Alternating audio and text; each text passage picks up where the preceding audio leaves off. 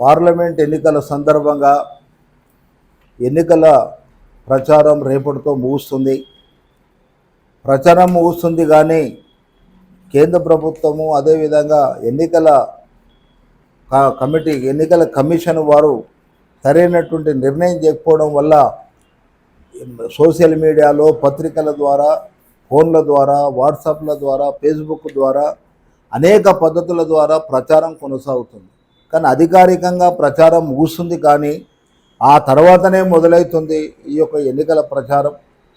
ఇంతకాలము ఈ యొక్క అన్ని రాజకీయ పార్టీల వాళ్ళు మరి ఓటర్ల ప్రభావాన్ని మీద వారి మీద ప్రచారం చేసి వాళ్ళ యొక్క మెదడులను, వాళ్ళ యొక్క విధానాలను, వాళ్ళ యొక్క ఎజెండాను చొప్పించినప్పటికీ ఈ ప్రచారం ముగిసిన తర్వాత ప్రశాంతంగా ఉండాల్సినటువంటి ఓటర్లలో మళ్ళీ మీడియా ద్వారా, సోషల్ మీడియా ద్వారా, పత్రికల ద్వారా, ఈ యొక్క టీవీ తర్వాత టెలివిజన్ల ద్వారా, అదే సందర్భంలో రేడియోల ద్వారా, ఫోన్ల ద్వారా ఈ యొక్క ప్రచారం ఏదైతే జరుగుతుందో దాన్ని ఆపాలని చెప్పేసి నేను ఎన్నికల కమిషన్ కోరుతున్నా. ఎందుకంటున్నామంటే ఎన్నికలలో ఓటర్లు స్వేచ్ఛగా, స్వతంత్రంగా వాళ్ళ ఇష్ట ప్రకారం ఎవరికన్నా వేసుకోండి.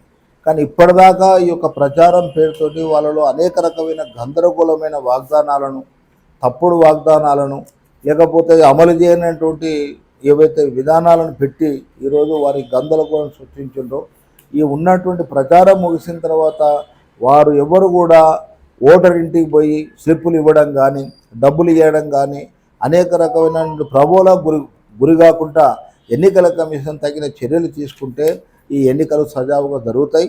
స్వేచ్ఛగా ఓటేస్తాడు, అవినీతికి పాల్పడకుండా ఓటేస్తాడు.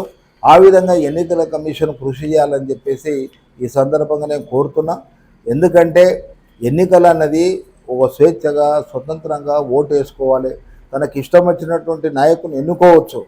కానీ ఇవి ఉన్నటువంటి పరిస్థితులలో ఇళ్ళ దగ్గరికి పోయి డబ్బులు పంచి, మద్యము పంచి, తర్వాత ఓటర్ స్లిప్పులు పంచుతున్నామని చెప్పేసి ఆ విధంగా ఇళ్ల పున తిరిగి వాళ్ళని అనేక రకాల ప్రలోభాలకు గురి చేస్తున్నారు. ఎన్నికల కమిషన్ పట్టించుకోవడం లేదు. కాబట్టి ఎన్నికల కమిషన్ ప్రచారం ముగిసిందని చెప్పి ఊరుకోవడం కాదు, ఈ మీడియా ద్వారా అదేవిధంగా వ్యక్తుల ద్వారా జరుగుతున్నటువంటి ప్రచారాన్ని కూడా ఆపడం ద్వారానే ఈ ఎన్నికలు సజావుగా జరుగుతాయి. నిజమైనటువంటి ఓటరు స్వేచ్ఛగా ఓటు హక్కు వినియోగించుకున్నటువంటి అవకాశం ఉంటుందని చెప్పేసి నేను ఎన్నికల కమిషన్కు విజ్ఞప్తి చేస్తున్నాను.